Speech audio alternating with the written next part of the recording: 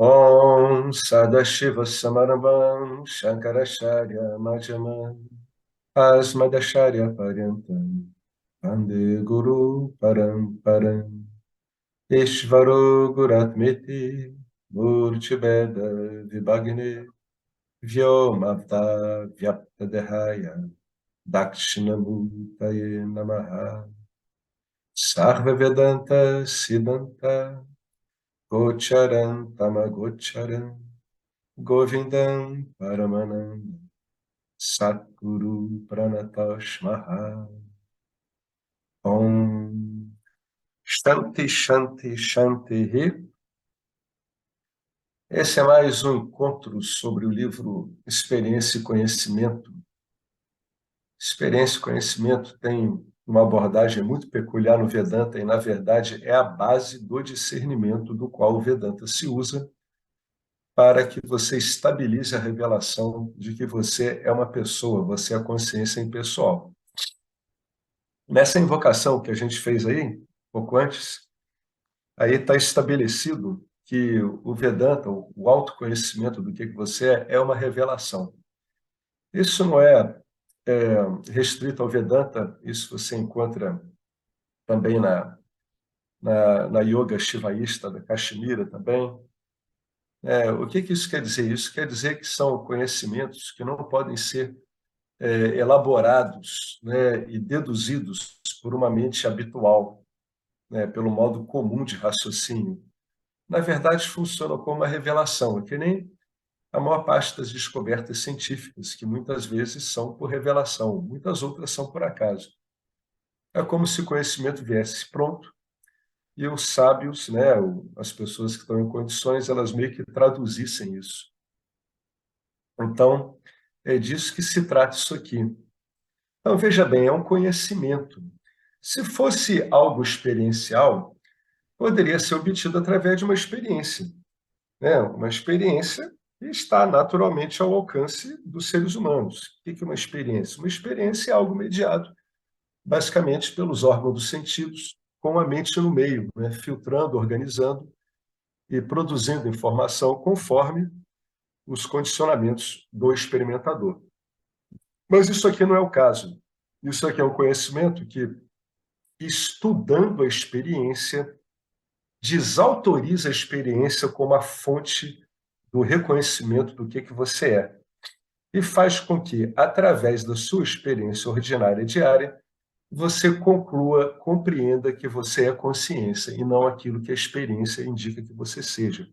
Ou seja, uma mente e um corpo, ou para algumas pessoas, meramente uma impressão mental mesmo, né? Para algumas escolas também, né? Então ele começa aqui: você não é uma pessoa, essa é a revelação, você é a consciência impessoal, não dual comum, sem ação, insensível. E como é que eu acho que eu sou um mente-corpo? Você acha que você é um mente-corpo porque você está tomado de sobreposição, que em Vedanta se chama adhyasa, né? A experiência trazida para você através dos seus órgãos de sentidos e da mente atuando no campo dármico te dá a impressão de que realmente você tem um observador e algo observado, um experimentador e algo que é experimentado. Baseado, então, nos seus condicionamentos passados, nas suas vidas passadas, segundo Vedanta, segundo esse conhecimento oriental, você imprime, né, você reforça essa impressão dual. Finalmente, é algo similar à memória, né? Por que que não é memória? Não é memória porque você realmente está achando, está convicto de que você é um corpo-mente, ao invés de ver que você está meramente lidando com uma impressão de forma e nome, que no final das contas é a própria consciência. E então é algo que em si, o corpo e mente em si não existem, né? Você está vendo corpo e mente onde na verdade só tem Brahman. Esses são os 4 princípios básicos de qualquer sobreposição. Então, é por isso que você usa um sistema para desfazer isso tudo, né? E aí chega essa declaração. Algumas pessoas, elas tomam isso como uma Mahavakya e isso dá um efeito realmente de revelação nelas. Outras, como é o meu caso, têm que ser trabalhadas, às vezes, durante anos, para que isso vire, né, algo apreensível, para que isso realmente pareça como o óbvio para você. Né? E tem uma hora que fica óbvio mesmo. Aí ele está falando para uma pessoa, porque ele não sabe exatamente como essa pessoa está lidando com essa informação. Então ele vai dizer: você não é uma pessoa, você é a consciência impessoal, não dual, comum, sem ação, insensível, né? Insensível entre aspas. Ele vai explicar tudo isso aqui. Agora, isso será um choque, embora eu ache que você, a pessoa com a qual ele está conversando através de e-mail, possa assimilar esse ponto. Esse vazio impessoal, onde tudo isso acontece, é você. Né? Isso é um trecho que veio de um e-mail. Né? Eu sei desse vazio impessoal onde tudo isso acontece. E o James está dizendo para essa pessoa que, na verdade, essa que está se tomando como uma pessoa é esse vazio impessoal onde tudo isso acontece. O problema é que você compreendeu isso incorretamente. A palavra vazio é muito enganosa, porque ela é parcialmente verdadeira. Né? Você, consciência, é livre de objetos, mas é não existente, mas não é não existente. Né? Tem um problema de compreensão com a palavra vazio, vazio onde não tem nada. Então ele está dizendo, não, você é livre de objetos, mas isso não quer dizer que você não existe. Então ele está dizendo, você não é não existente. Você não tem como aceitar-se como um vazio, porque isso não corresponde à sua experiência real, né? A experiência dele, a experiência dual, característica do campo dármico. Né? Os nossos sentidos, né, devidamente calibrados pela mente e com as impressões sensoriais filtradas para a mente, ou seja, pelos condicionamentos que a gente tem, acaba enxergando uma dualidade. Então, a experiência dual, ela é óbvia para todo ser vivente. Né? Ao ser humano, cabe ver que não é exatamente assim. É como eu vi a piada de um dualista que encontrou um monge, não dualista nos Himalaias, né? O dualista é um pandita, ele chega e declara assim para o monge: só existe dualidade. Aí o monge diz para ele assim: isso até as vacas sabem, elas se comportam assim. Você, como ser humano, tem que me apresentar algo diferente. Né? Até aí morreu Neves. Então, o que está te faltando é investigação. Então, você experimenta a si mesmo como verdadeiramente existente. Você não tem como negar sua existência. Até para negá-la, você tem que estar existindo. A questão é saber o que é que existe por si. Não o que existe como adjuntos, como penduricalhos, né? Que são essas sobreposições das quais o Vedanta fala. Mas veja, você existe, mas não é um vazio, no termo estrito que a gente tem de vazio. Vazio, em Vedanta, quer dizer vazio de objetos. Quer dizer que você não está limitado por objetos, você não é definido por objetos. Seja que objetos forem. Tá? Você não é definido por objetos densos nem por objetos sutis. Você não é definido por experiências. Você não é definido por objetos sutis como sensações. Você não é definido pela sua memória. Você não é definido pela sua experiência pessoal. Você não é definido pelo que você chama de sua história pessoal. Né? Ou seja, você é livre, você é vazio de objetos. Você é livre do experimentador e dos objetos da experiência. Os objetos da experiência e o experimentador desses objetos aparecem em você, tanto que você não está com eles o tempo todo. Ah, mas e o meu corpo e a minha mente, tudo? Seu corpo e a sua mente, o Vedanta gosta muito de usar isso, desaparecem no sono profundo, não estão lá. Né? Você não os registra experiencialmente. Você é, na verdade, inteiro e completo. Uma coisa, entre aspas, muito positiva, porque, entre aspas, também, ele está querendo dizer que não falta nada. Você não vive e não morre. E, em última instância, você não é algo que está vivendo. Você é, em última instância, a realidade última, onde esse algo que está vivendo está ocorrendo. Você não é uma pessoa. Pode ser difícil aceitar tal coisa, e é mesmo.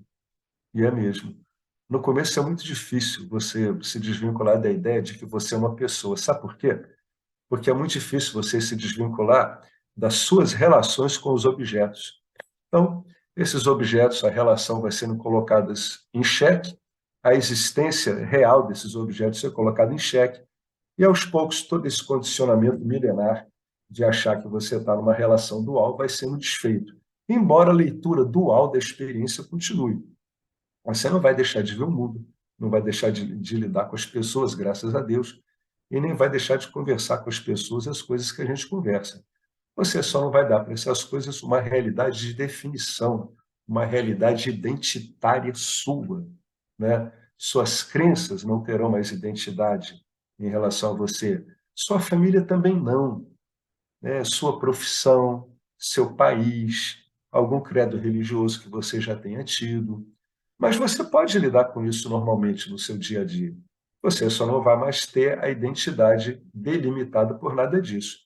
E pasme, na medida que essa sua identidade, suposta identidade com todos esses objetos caem, você acaba se tornando, em via de regra, uma pessoa mais melhor, um pai melhor, um amigo melhor, um profissional melhor, né? Porque você não vai estar tão cheio de identidades que você tem que manter durante o seu dia a dia, né? Você vai ver que essas identidades vêm e vão, e com o passar do tempo você vai ficando muito pouco impressionado com elas, né?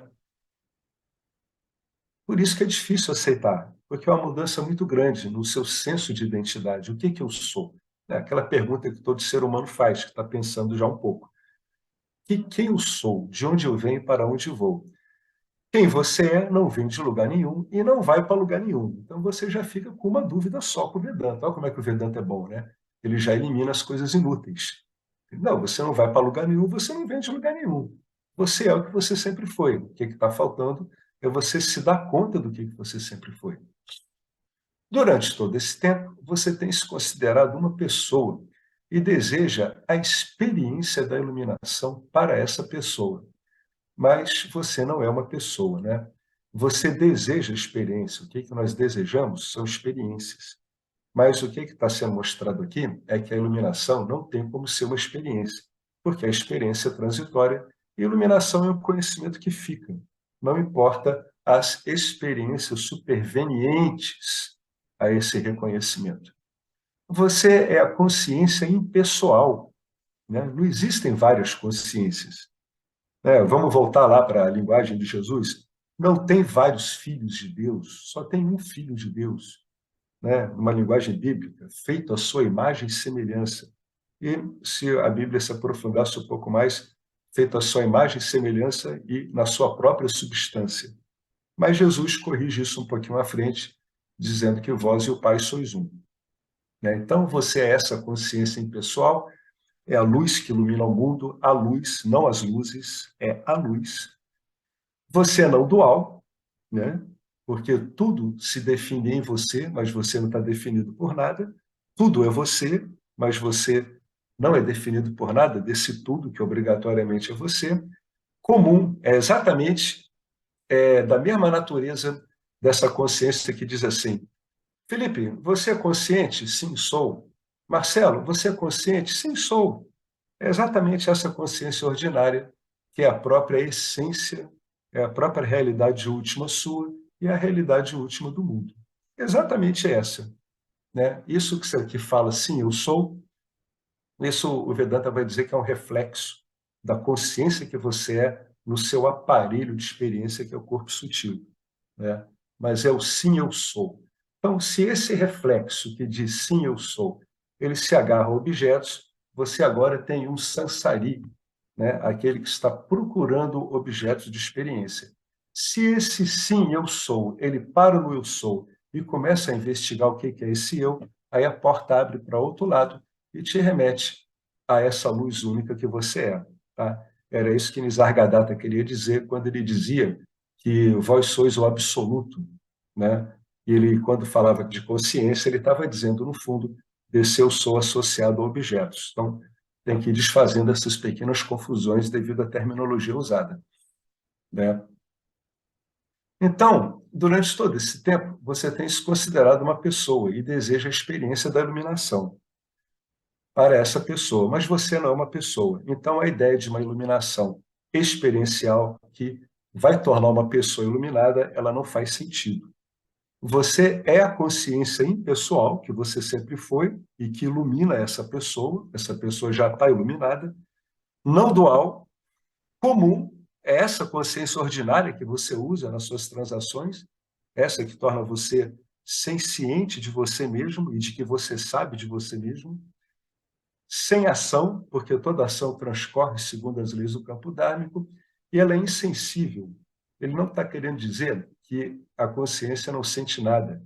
A consciência, para que ocorra sentimentos e impressões, tem que existir essas formas, né? Tem que existir um corpo sutil, tem que existir um corpo, tem que existir um corpo prânico. Mas em si, você não registra nada disso.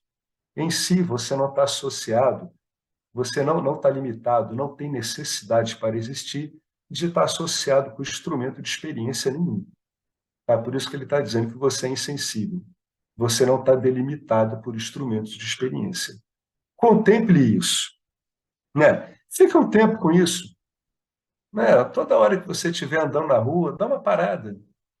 Engraçado, a luz única, né? Uma consciência não dual. Então, quer dizer que todas essas pessoas aqui também são a mesma luz, é isso que Jesus queria dizer.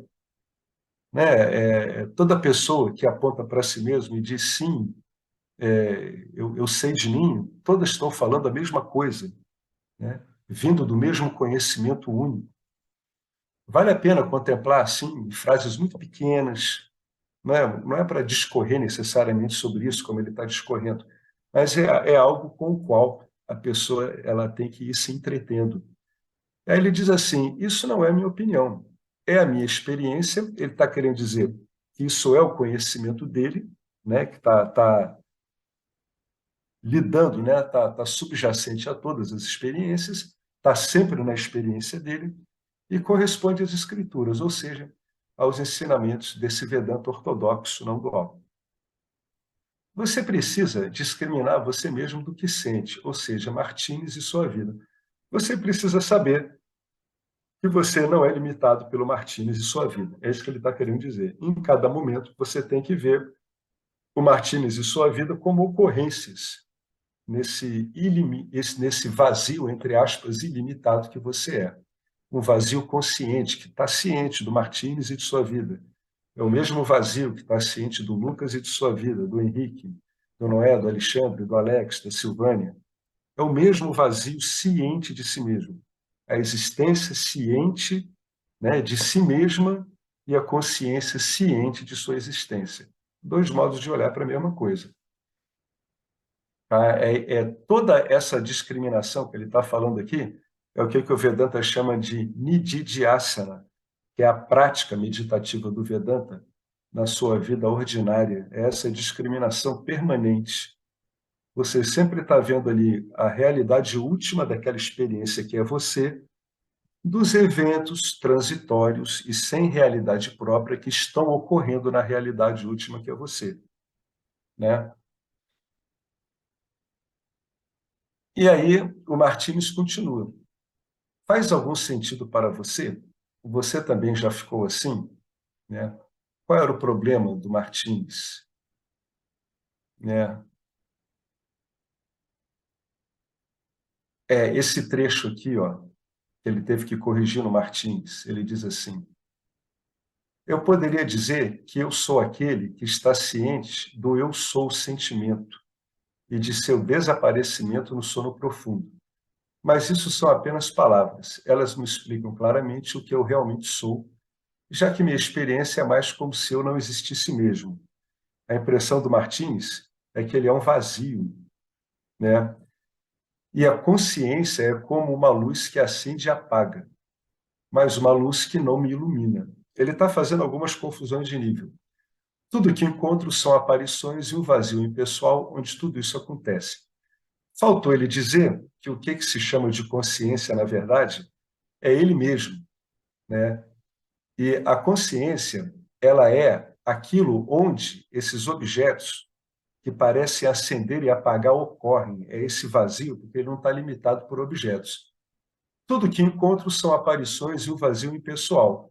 Ele é esse próprio vazio impessoal que está acompanhando ele diante de todas essas coisas que iluminam e apagam.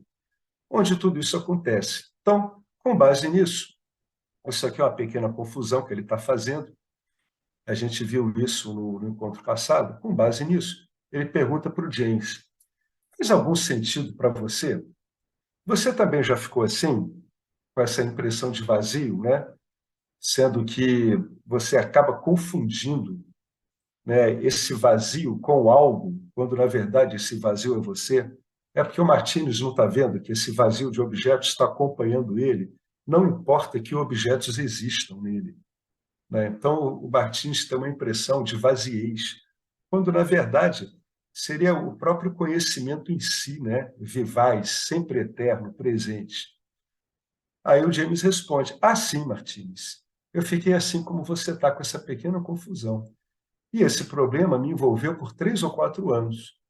Desisti da iluminação porque não consegui lidar com isso, né? Ele não estava vendo que ele era esse campo onde tudo aparecia. Para ele não estava claro, era intrigante, mas não ficava claro. Quer dizer que eu não sou uma pessoa? Nada disso se destina à minha pessoa? Não, claro que não. Aí ele diz, então eu conheci uma pessoa, que foi o guru dele, Swami Chimayananda, que resolveu esse assunto para mim. Toda essa impessoalidade está me fazendo perder todo o prazer que eu sentia com filmes, livros, música, vida noturna e etc. Aí ele diz assim, sim, isso é natural. Não fique preso ao sentimento de perda. Olhe pelo outro lado. Veja a liberdade disso, né? Que é você não estar mais vinculado a nada disso. É um grande alívio estar livre da pessoa que você pensava ser. É um grande alívio estar livre de distrações. Distrações de quê? Distrações do incômodo do Martínez estar, né, achando que ele é o Martínez, que, em última instância, ele é essa personalidade perecível, porque a verdade é que sempre que se acha que se é uma personalidade perecível, a pessoa está sempre vivendo, né, prioritariamente com medo, né? Porque se ela acha que ela é uma pessoa perecível, ou mente-corpo, ou uma alma sujeita a um monte de coisas, ela está sempre com medo. Então é um grande alívio quando a pessoa percebe que, no fundo, ela não é uma pessoa. Esse conhecimento ele é destinado ao Jiva, para ele desencanar desses grilhões aparentes que estão condicionando ele ao mundo experiencial. Eu estou lhe dando um bocado de conselhos, Martins. Na verdade, não são conselhos. É apenas Vedanta, a verdade. Acho que você deveria ler meu livro. Acho que você precisa voltar ao básico e procurar aprender a visão geral. O livro expõe tudo de uma forma bem direta, né? Agora, tem uma coisa aqui que ele não toca nesse ponto. É que depois que tudo isso fica claro aqui, você pode sim se interessar bastante, né, por filmes, livros, música, vida noturna, mas olhando de um ponto de vista mais adequado, né? Você vai achar muito engraçado ver que tudo isso é você, né, e ver como é que esse você experiencial assume qualquer forma, por mais louca ou sã que exista, né?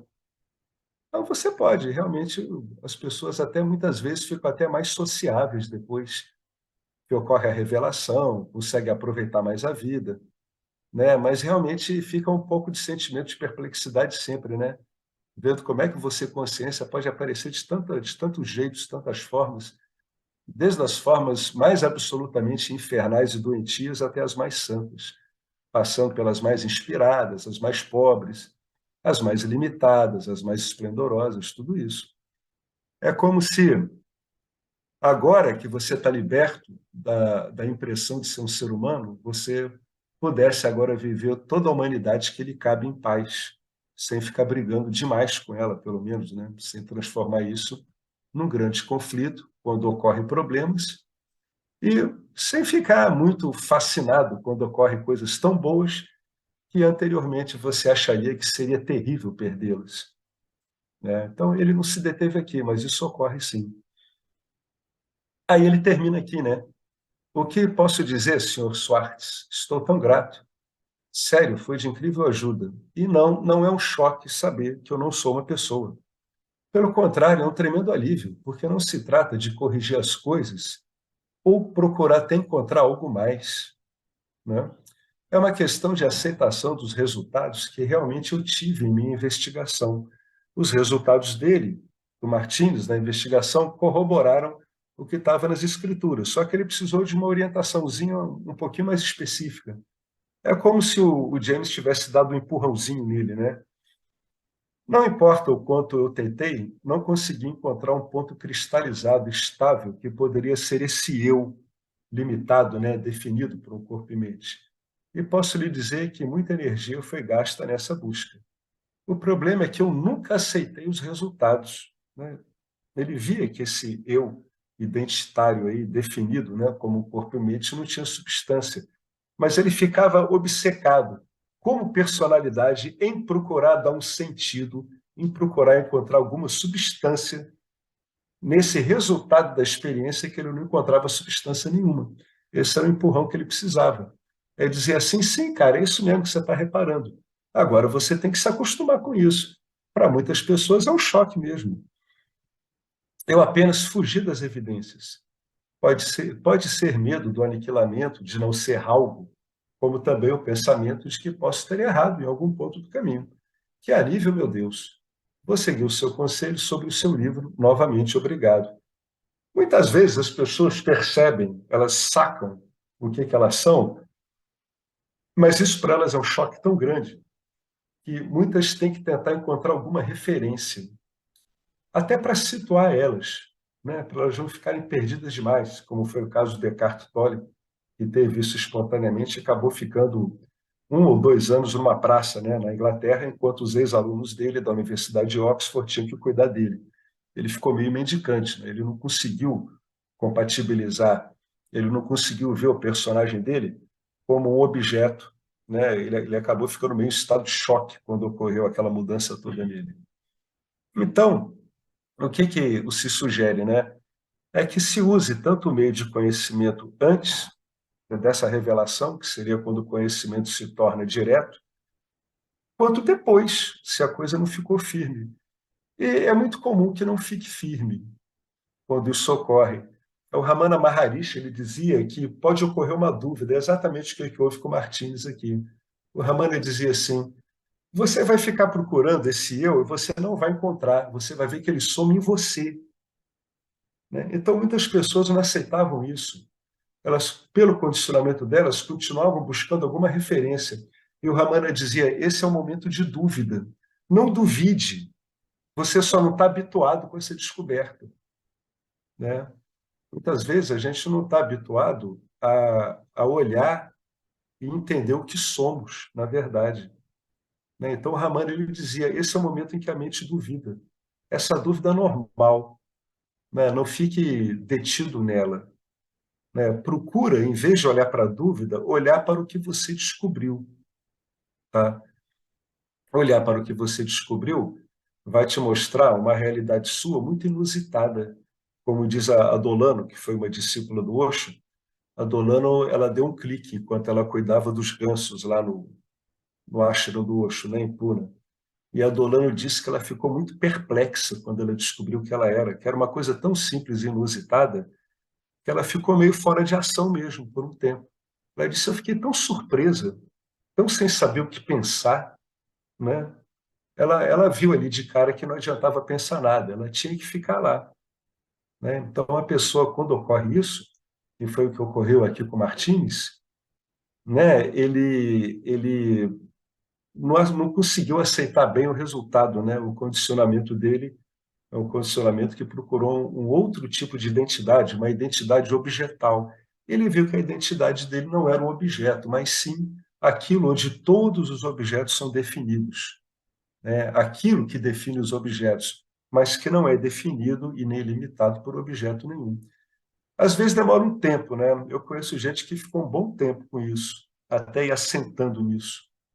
Né? Às vezes a premência, né, a urgência de saber quem se é, vem bem antes da capacidade de compreender e assentar nisso.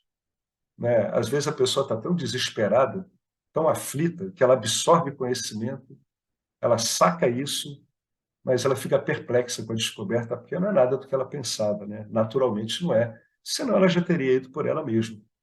Tá? Então, isso aqui é muito comum, viu? Por isso que o James sugeriu a ele, para ele ler o livro dele, porque esses livros eles ajudam a pessoa a rearrumar a mente, né? Ajudam a reestruturar o pensamento da pessoa, né?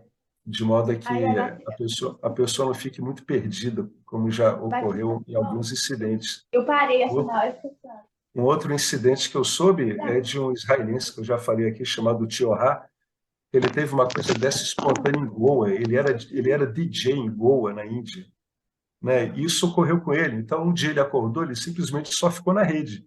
Ele não entendeu nada, ele não queria fazer nada, ele achava que estava todo mundo bom daquele jeito, não entendia por que é que ele achava que as coisas tinham sido importantes numa época. Então, ele ficou meio inerte e teve que chegar uma pessoa e orientar ele, dizer, olha, procura fulano para ele te inteirar um pouco melhor disso que andou ocorrendo com você. Aí o tio Rá foi lá e acabou rearrumando, né? O problema é rearrumar o personagem, né? Às vezes o personagem, o Giva, ele não está muito em condições de assimilar isso. O conhecimento vem, mas ele não está em condição de assimilar. Então, ele tem que ser recalibrado. Você manda o Giva para uma oficina de conhecimento e lá vai se trocando alguns programas dele para que ele compreenda o que ele descobriu e, sobretudo, que ele compreenda a importância do que ele descobriu. Então, é uma coisa muito comum, né? Se você realmente se deter, ficar procurando esse eu como algo objetal, você não vai encontrar, né? Você vai encontrar, não é nem um algo, você vai encontrar é você mesmo, né? Mas é muito fácil falar isso depois que ficar claro que você não tem substância, né? Você não é algo substancial, como a gente entende o mundo. Antes, quando a pessoa entra em contato com essa natureza insubstancial dela, ela, em geral, ela tenta definir isso de algum jeito, né? Ela tenta definir isso. Ela tenta significar isso de algum modo. O que ela está tentando fazer? Aí o investigador ele tem que estar ciente de uma manobra do condicionamento. Ele está tentando se definir pelo seu condicionamento, sendo que agora, com essa descoberta, não tem mais definição que caiba, né? Por isso que se usa essas palavras vagas, né? Você é Deus, você é consciência, você é um vazio, como gosta o pessoal aí do budismo Sunya Shunya, né? Todos eles, no fundo, estão falando a mesma coisa, né? Tem alguns debates entre acadêmicos aí da parte filosófica dessas abordagens todas, mas é como o Sarva Priyananda, da missão Ramakrishna, fala. No fundo, estão todos dizendo a mesma coisa. É você é aquilo onde não há limites. Não há limites. Não há limites de tempo, espaço, nem nada. Você é o puro conhecer, como dizia Atmananda Menon, como gosta de falar, dois bons apontadores diretos, que é Rupert Spira e o professor dele, Francis Lucille, você é o conhecer. Esses termos vagos é justamente para a pessoa não ficar tentando encontrar um qualificativo, entendeu? Uma qualidade. Vós sois o ser, vós sois Brahman, o ilimitado. Aí a pessoa já pensa em Brahman como uma coisa gigantesca. Aí vem o Atmananda Menon e dizia, mesmo a ideia de que Brahman é algo vasto e ilimitado tem que ser retirada, porque sem o conhecer do vasto e ilimitado, você nem concebe o vasto e o ilimitado. Então, na verdade, não é uma resposta objetiva que você tem, né? Você tem apenas um senso de compreensão de você como que você é, sem nada. E nesse nada pode aparecer tudo, inclusive o corpo e a mente, né? Eu diria assim, o que me impressiona mais é assim, eu sou a pura existência. Isso aí é o que me pega mais. Eu não consigo qualificar a existência, né? A ontologia do ser é um desafio intransponível para qualquer filosofia. Eu sou o ser. Tá, aí não dá para qualificar nada, né? Existência pura.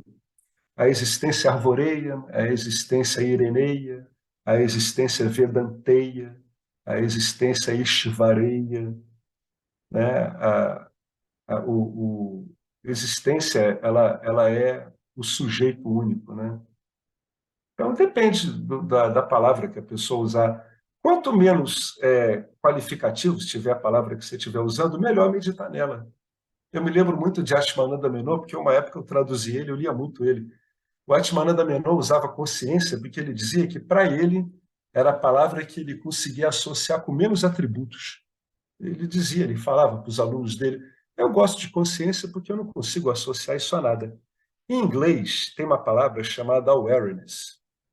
Né? Awareness não é tido como algo pessoal, né? É uma ciência, é autociente, né? É um algo ciente em si.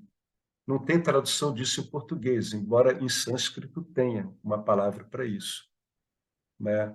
Mas em português a gente traduz tudo como consciência, né? Mas em inglês você dá para usar awareness. Awareness é uma coisa bem impessoal, né? É simplesmente um estar ciente, vivaz, né?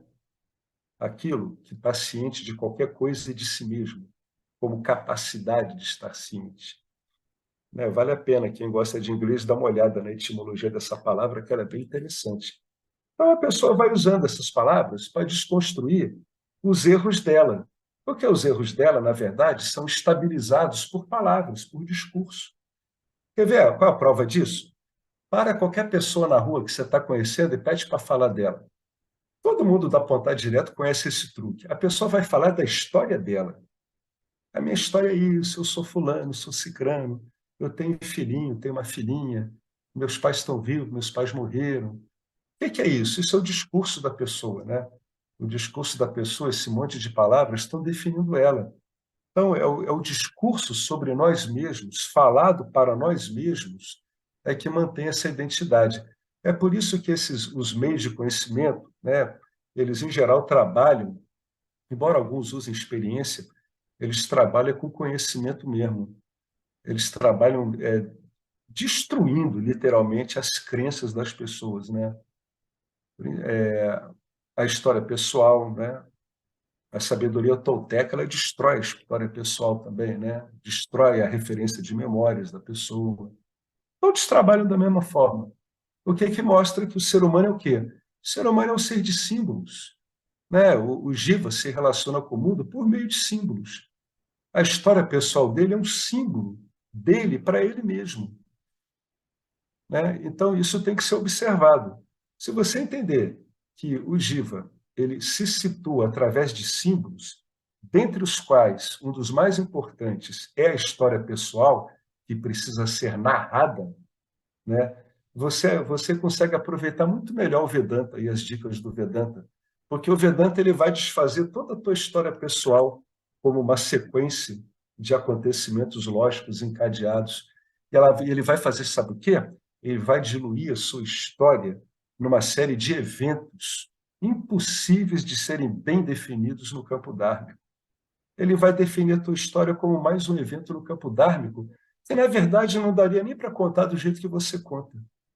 É como se esses meios de conhecimento eles botassem uma vassoura amarrada na sua cintura e você fosse andando e essa vassoura fosse apagando, né, as suas pegadas.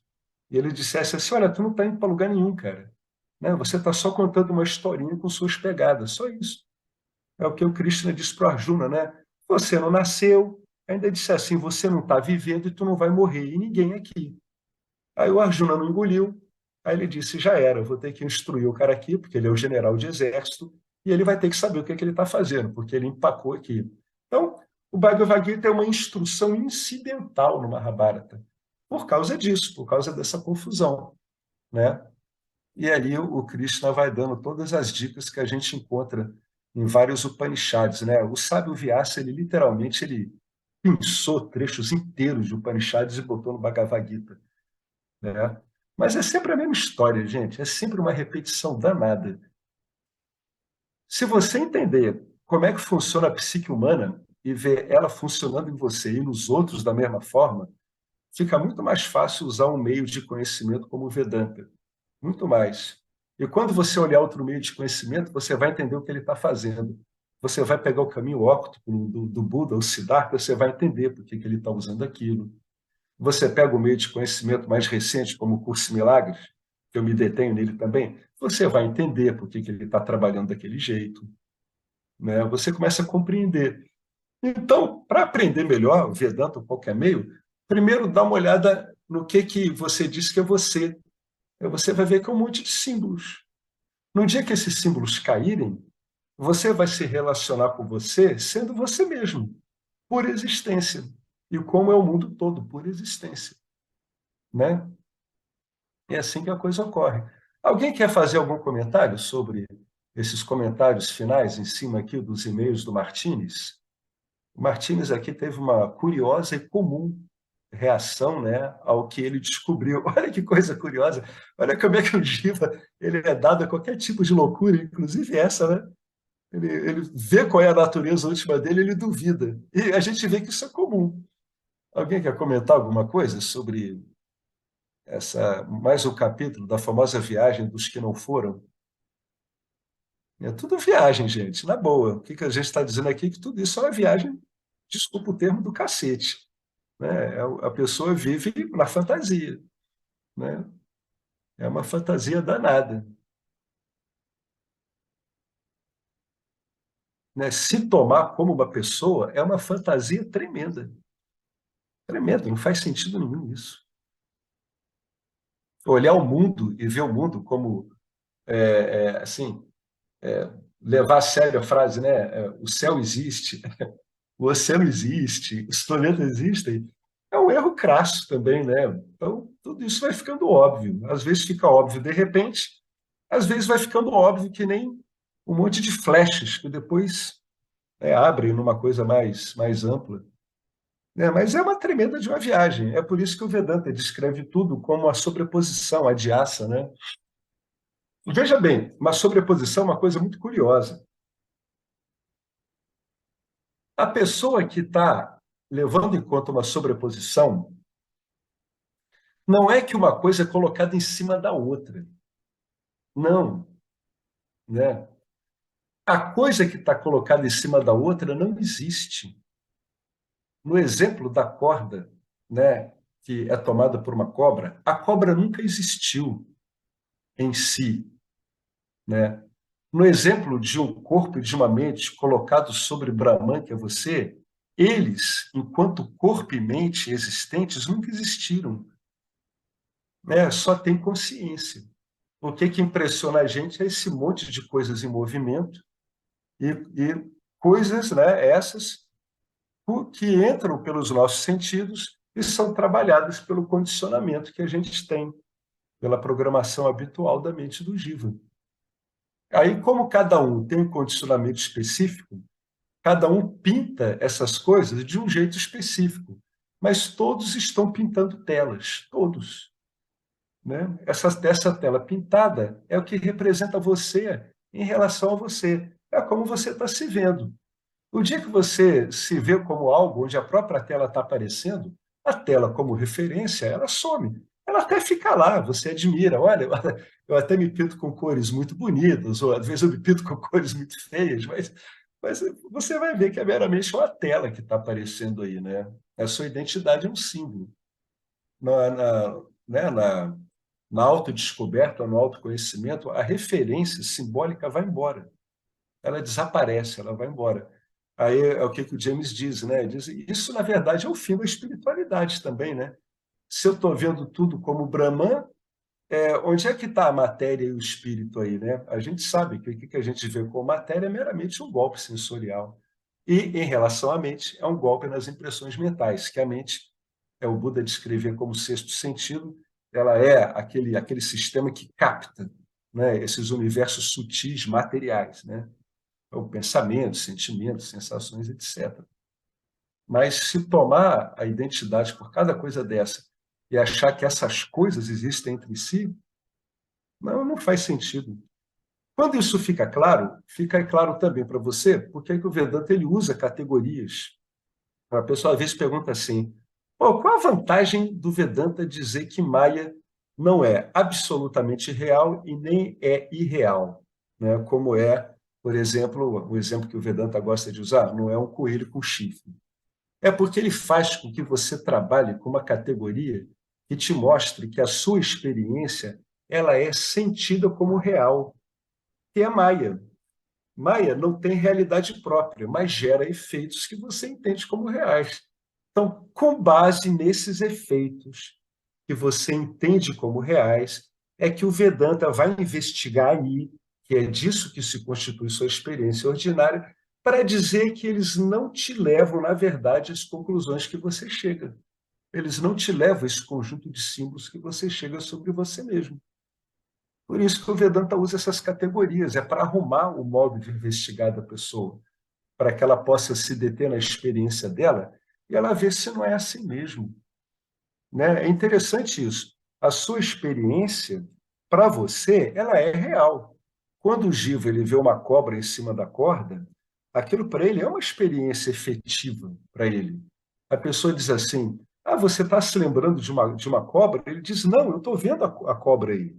Ela está aí, cuidado, essa cobra pode te morder. Aí o Vedanta diz: não, não é bem assim. Né? Você não está vendo a realidade última por baixo disso aí que você está vendo. Quando eu era pequeno, eu morava numa. Uma vez eu morei em Recife, e meus pais tinham uns armários antigos e tinha muito nó desses de madeira, aqueles armários antigos, né? E tinha os nós das madeiras. Aí, naquela época, eu já estava começando a ver uns filmes de fantasma e eu enxergava fantasmas nos nós, né? Então, não tinha fantasma ali. Né? Eu estava fazendo o quê? Sobrepondo. Né? Não tinha realidade última ali. A realidade última, em termos experiencial, era meramente o nó. Mas ver o fantasma lá, para mim, era uma experiência bem efetiva. Então, essa é a vantagem. O que o Vedanta está fazendo? Ele está levando em conta a sua experiência, está dizendo que sim, para você ela é real. Ele vai dizer, vamos investigá-la com cuidado, e eu vou mostrar que você não pode tirar da sua experiência as conclusões que você está tirando, de que você é um corpo, você é mente, que você tem uma vida sua, que você é aquele que executa as ações que lhe cabem, é aquele que vai usufruir das ações, que os objetos são diferentes de você, em última instância, que os objetos vão lhe trazer contentamento e outros vão lhe trazer desagrado. É com base nesses cortes que o Vedanta faz que ele vai mostrar que tudo isso que a sua experiência está te mostrando não tem realidade em si, não tem nada que a sustente. Né? Para isso que serve esse monte de categoria. Às vezes as pessoas me perguntam isso, mas para que esse monte de teoria? Isso aqui não é teoria, isso aqui é para você pegar um mapa e ver que tudo isso aqui se trata meramente de um golpe de compreensão, mediado por um uso errôneo dos seus sentidos e da mente. Né? Só isso. É um erro. Como é um erro, pode ser corrigido. Né? Olha, ele vai falar uma coisa aqui que tem a ver com o que a gente está dizendo. Olha que interessante. A experiência não pertence à consciência. Né? A consciência em si não é uma entidade experienciadora. Né? De novo, o exemplo do sono profundo, do desmaio. A pessoa diz assim: eu desmaiei, oh, eu sumi. Sim, mas olha só, você sabe que você desmaiou. Né? Tem um modo aí do conhecimento chegar a você que não é apenas do jeito que você achava. Né? Uma não experiência pode virar um conhecimento para você também. A sua não experiência do desmaio. Cadê a sua experiência sensorial? Sumiu, mas para você virou conhecimento. Puxa, eu me esqueci de alguma coisa, eu desmaiei, eu dormi profundamente. A experiência não pertence à consciência. A experiência pertence ao corpo-mente. Aqui o Vedanta ele amarra a tua experiência basicamente no corpo sutil. Ele vai chamar o seu corpo sutil, né, que aqui a gente chama de mente, como o seu instrumento por excelência de experiência, né? Já que o corpo ele não tem sequer uma senciência aparente, né? A senciência do corpo ela é bastante ilusória, ela é dada mais pelo prana, como a gente até conversou no encontro passado com o Philip, né? Ele vai dizer assim, olha só, a pergunta, por que parece? O que quer dizer porque parece que eu sou corpo-mente? Porque, na minha experiência cotidiana, eu tenho a firme convicção de que eu sou corpo-mente. Essa é a pergunta dele mais aberta, mais espalhada, né? Simplesmente você está identificado com o corpo-mente. Então é isso que você experimenta.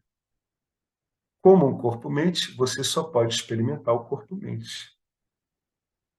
Aí o investigador continua. Eu sei que tudo sou eu. Mas me sinto tão diferente de tudo, tão distante, tão individual, até porque só posso estar consciente desta mente, deste corpo. Ele está se tomando pela consciência refletida. Ó, não é verdade. Você está ciente daquele que está ciente. Vocês pegam isso? É. Eu estou ciente de que eu estou falando com a Irene. E eu, ao mesmo tempo, estou ciente de que eu sei que eu estou falando com a Irene. Isso é delicado. Esse tipo de movimento, ele te joga num ponto imaterial seu. É como se você estivesse atrás da mente. Isso é uma linguagem figurada, né? É como se eu estivesse atrás da mente e a mente aparecesse na minha frente. No apontar direto, você vê alguns registros das pessoas que tentam expressar isso e acabam falando desse jeito. Elas usam uma linguagem experiencial, né? Você está ciente daquele que está ciente. Pense nisso. É o passo atrás. Você não pode ser aquilo do qual você está ciente. É um axioma do Vedanta, é um pressuposto. Vamos entender que não podemos ser aquilo do qual estamos cientes. Você é aquele que está ciente do corpo-mente. O corpo-mente aparece em você na consciência. É por isso que você sabe dos movimentos da sua mente. E é por isso que você sabe quando a sua mente para de funcionar. Poxa, eu desmaiei, eu me esqueci daquela coisa, aquela coisa não veio, eu sei, eu vi a minha mente falhar ali, não veio.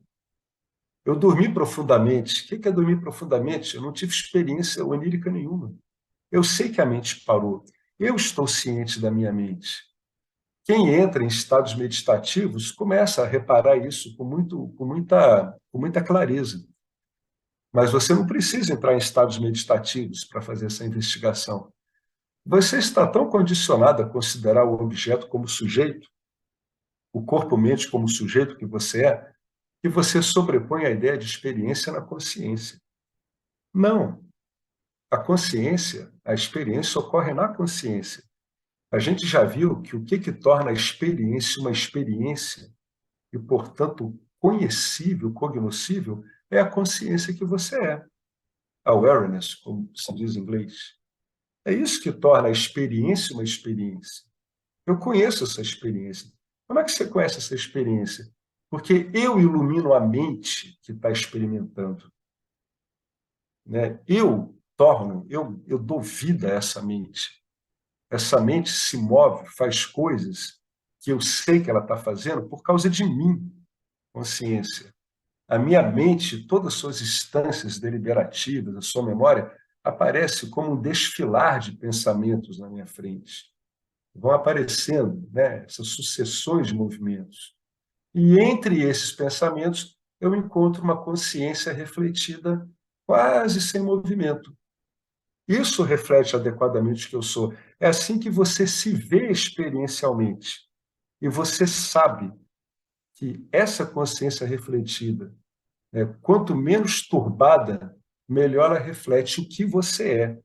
Você não é a consciência refletida. Você é aquilo que faz com que a consciência refletida surja. Sem você, não há um reflexo seu no seu corpo de experiência, que é o corpo sutil. Você está tão condicionado a considerar o objeto como sujeito que você sobrepõe a ideia de experiência na consciência. A experiência não pertence à consciência. A experiência pertence ao corpo-mente. Esse é o instrumento de experiência que existe no campo dármico, é o corpo-mente. E como corpo-mente, ele tem limites experienciais, né? Ele tem o limite de operação de banda de frequência, o limite de duração, o limite de desenvolvimento, de alcance. E você está ciente de todos esses limites. Embora muitas vezes eu goste de falar deles, né? Uma hora esse corpo-mente vai para o buraco, vai morrer. Todo mundo sabe que vai morrer. Ninguém fala disso. Eu, quando era criança, eu ficava assim, engraçado. Todo mundo sabe que vai morrer e eu não entendo. Olha como é que criança é um bicho engraçado, né? E eu não entendo por que que adulto não fala que vai morrer. E não conversa entre si que vai morrer.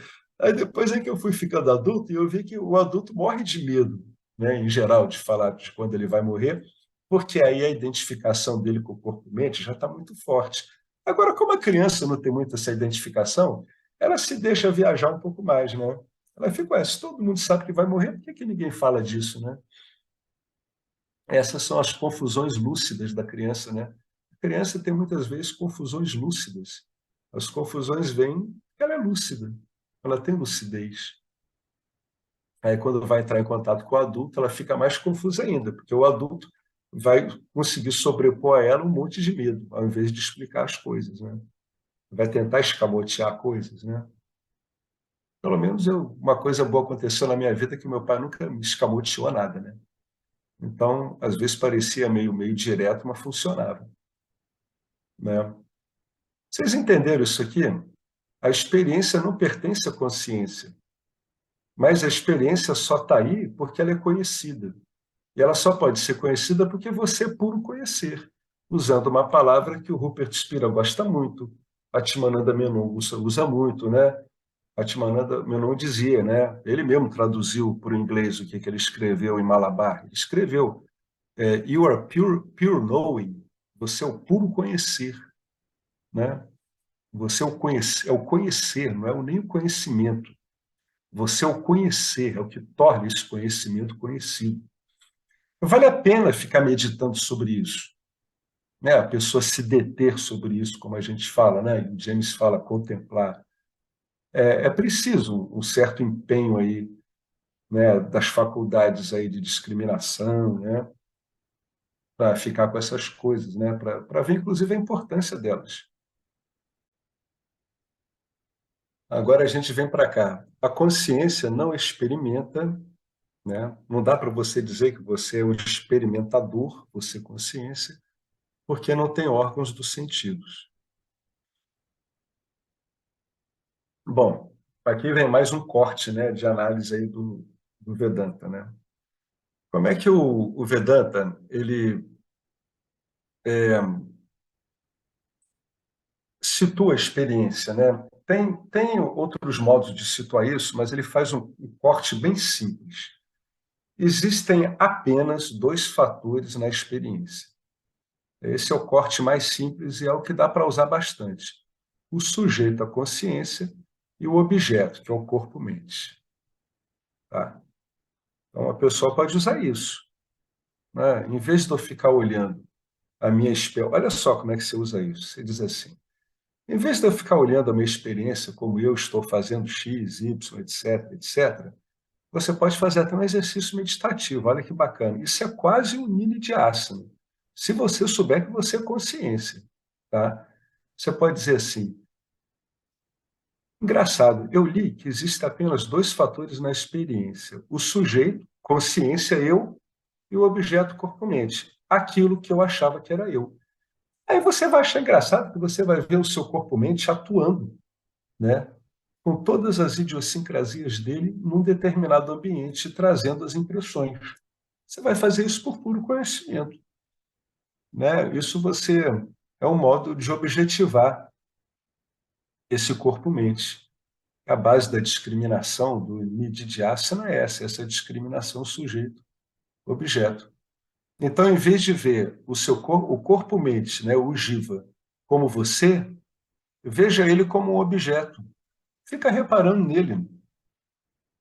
Se você tentar corrigir o jiva, você vai se ferrar nesse tipo de meditação. Em vez de estar meditando, você vai estar tentando ajustar o objeto que está metido na experiência. Você vai perder isso.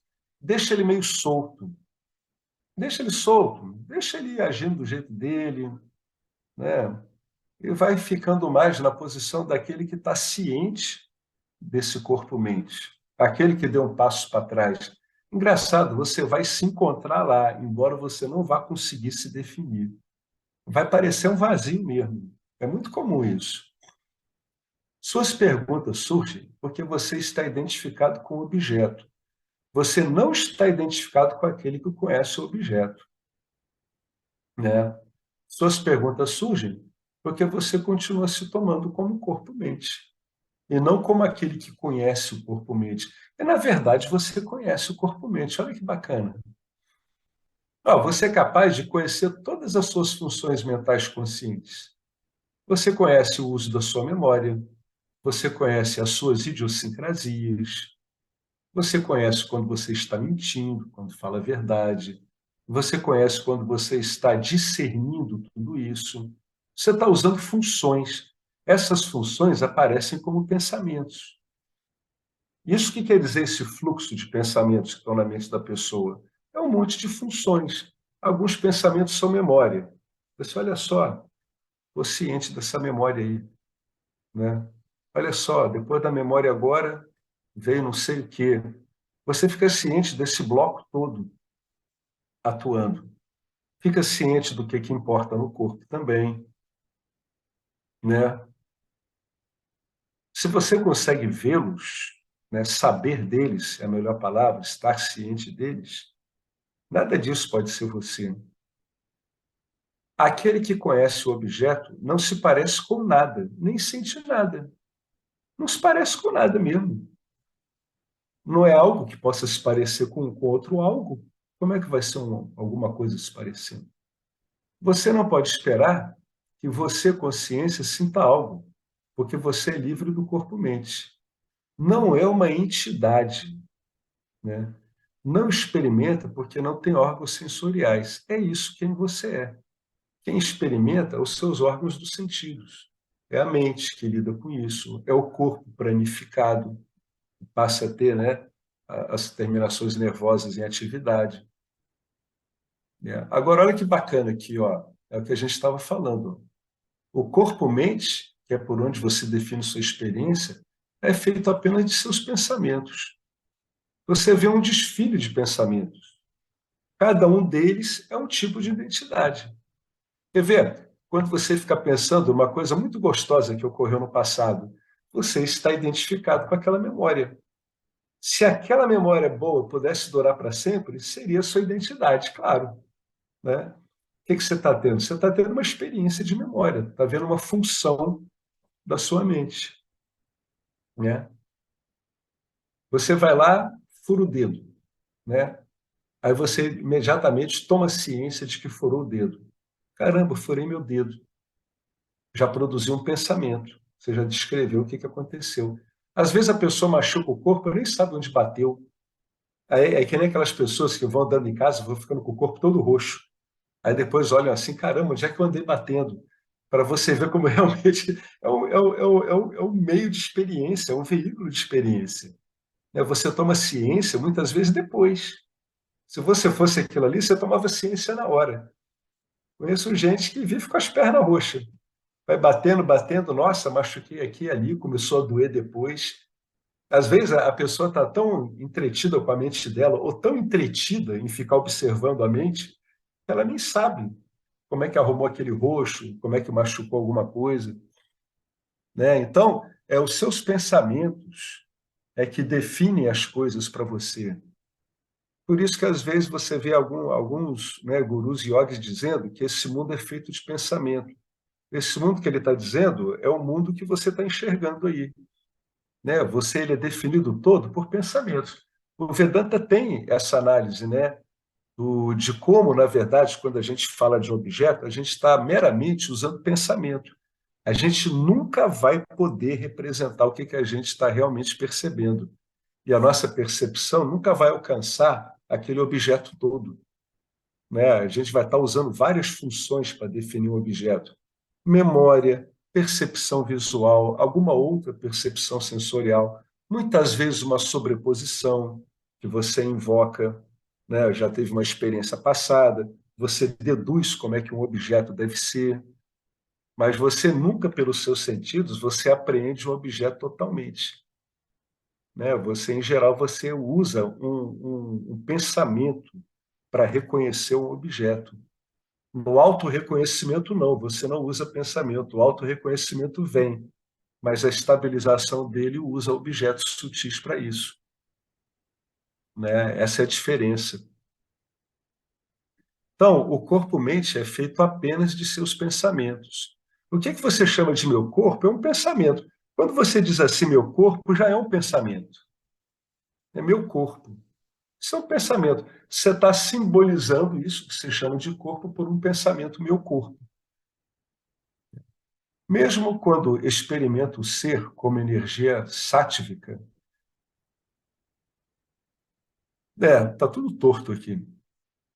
Isso acontece na consciência, mas definitivamente parece que ocorre dentro deste corpo. Não, não é assim. Você não pode confiar em seus sentimentos. Né? É exatamente o que a gente está falando aqui. Nem seus sentimentos, nem suas sensações.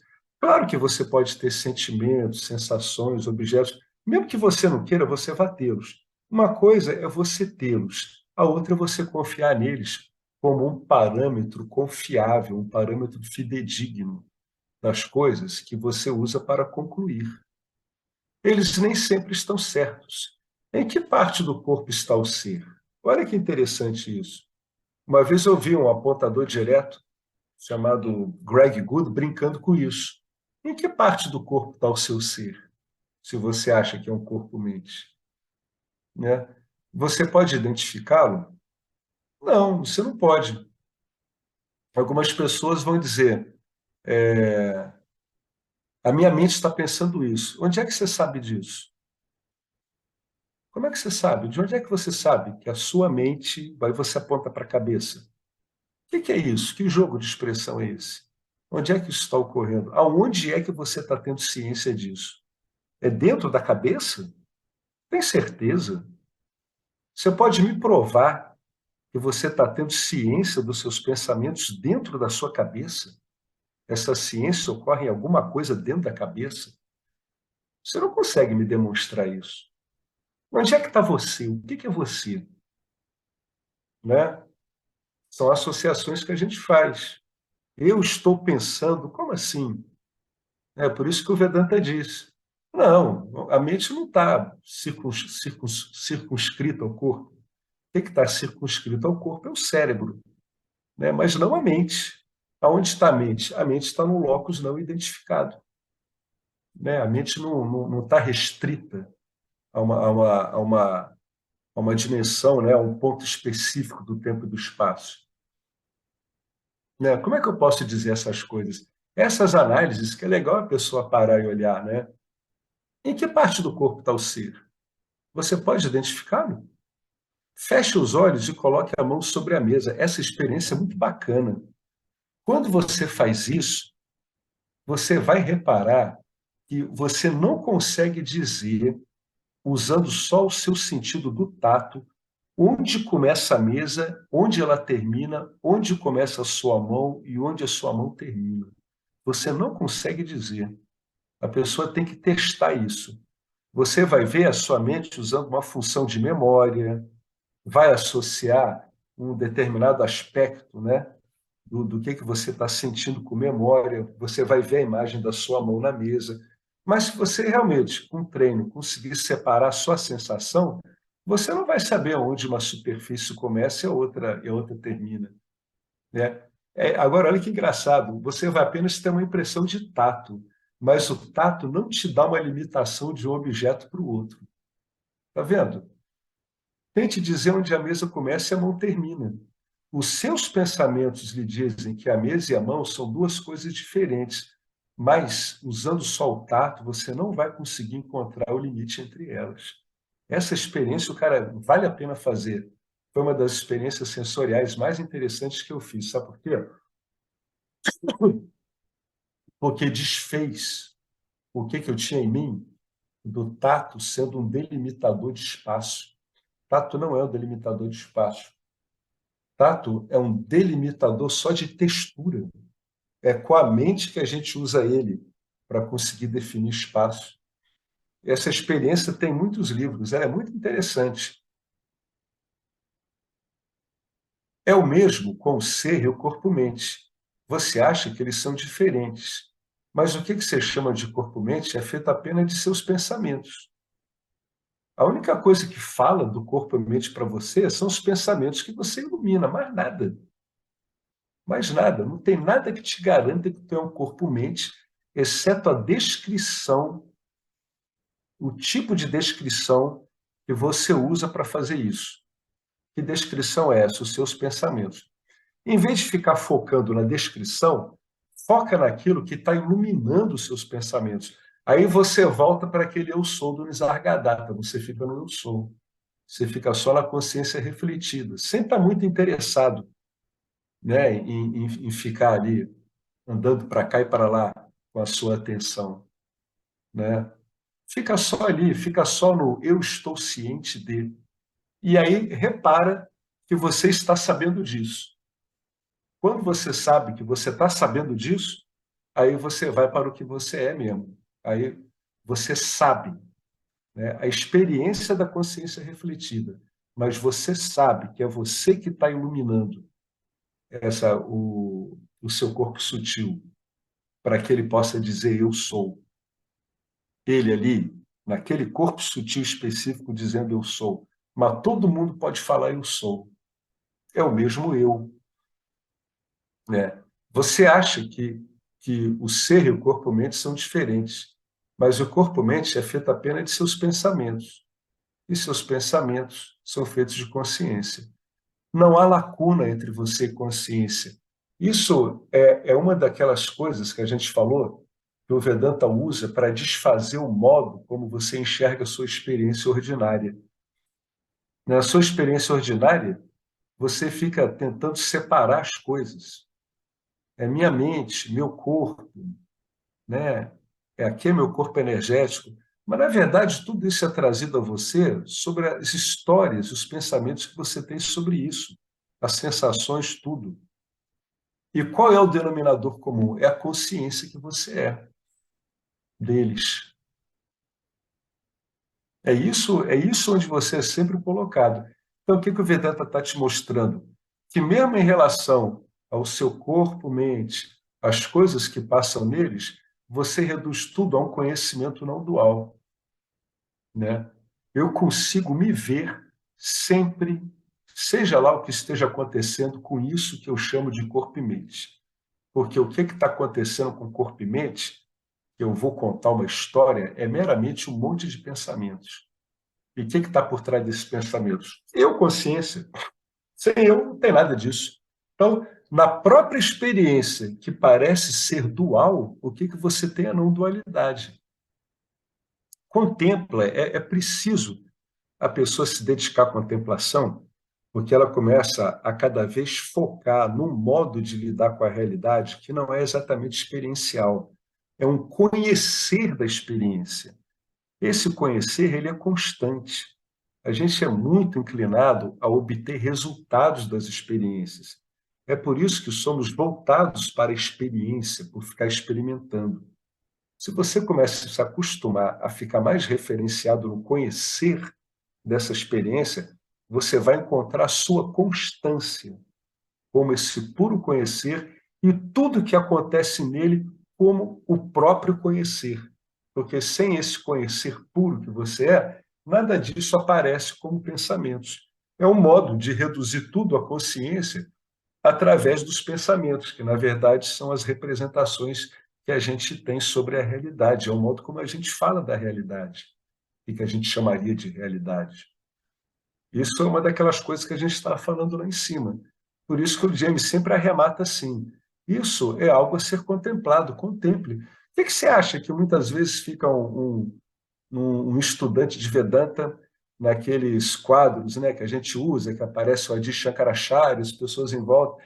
O que você acha que eles estão fazendo? Você acha que eles estão lá embebidos em Sattva-guna ou como bons estudantes eles estão usando aquilo para investigar isso o tempo todo? Os caras estão trabalhando, gente, pelo amor de Deus. Eles estão usando a mente deles do modo mais sofisticado e sutil possível. Eles estão pegando esse conhecimento, estão contemplando ele a fundo ali, né? A hora que vem ali um sábio falar de um Upanishad para eles, eles estão totalmente focados e vendo se é aquilo ali mesmo. Eles estão olhando, estão vendo, porra, é mesmo, o que esse cara está falando aparece em mim como pensamento. E sem eu, consciência, esses pensamentos eles sequer fazem sentido, nem ocorreriam. Eu nem diria que eles ocorreram. Então, eles conseguem reduzir tudo a eles mesmos. Por isso que se diz que a maior parte a gente vai dizer assim, da iluminação ocorre no Shiravana. O cara está lá ouvindo, uma hora fica claro para ele. Por quê? Porque, na verdade, ele está ralando, né? Ele está focando, ele tá entretido com aquilo, ele está contemplando. Ele está deliberadamente usando todos os recursos que ele tem para ficar agarrado no que o professor está dizendo ali na hora. Por isso que eles estão em volta, né? Gaudápada, né? Imagina as pessoas lá em volta dele, o próprio Buda. As pessoas estavam lá compenetradas, né? Paradas ali. O que ele está falando? Né? Não ficam pensando toda hora, né? Aquilo ali ia caindo como ficha neles. E muitas vezes, no encontro de Vedanta, tudo, essas fichas caem. Por isso que o James insiste, né? Contemple, né? Fica detido nisso, detenha-se. Se acostuma a deter nisso por você mesmo. Vê como você reduz tudo a você consciência. Você pode usar, se você compreende que tudo que você chama de mundo, corpo, mente, é tudo traduzido em pensamento, e é só o que dá para você constatar, você facilmente traduz o pensamento como a consciência que você é. Você vai para a consciência que você é. Se você fizer isso repetidamente, você nota que a sua mente, cada vez menos, ela experimenta e cada vez mais ela constata. Cada vez menos ela experimenta, cada vez mais ela vai constatando, sem impedir que a experiência que tenha que ocorrer, ocorra. Né? Você fica com a mente constatadora. É mesmo, está sempre aqui, o tempo todo. É a mesma coisa, é o mesmo. O mesmo que estava constatando antes é o que está agora? É. Mas a experiência mudou, os pensamentos também mudaram, mas é o mesmo. E esse mesmo, ele é indefinível, né? É aquele que dá aquela impressão de que você quer definir, quer agarrar, quer usar alguma coisa para descrever, você não consegue. Quem é esse? Esse é você. Né? É engraçado isso. Aí você vai ver que você é imaterial mesmo. Você, caramba, não tem materialidade nenhuma. É muito desconcertante também. Né? Mas você consegue. Se você focar em qualquer pensamento, você consegue voltar para você o tempo todo, como o próprio conhecer do pensamento, o tempo todo. Como é que esse pensamento é conhecido? Aí, pum, aí você volta para você. Aí você vai aprendendo a fazer isso com os pensamentos variados, né?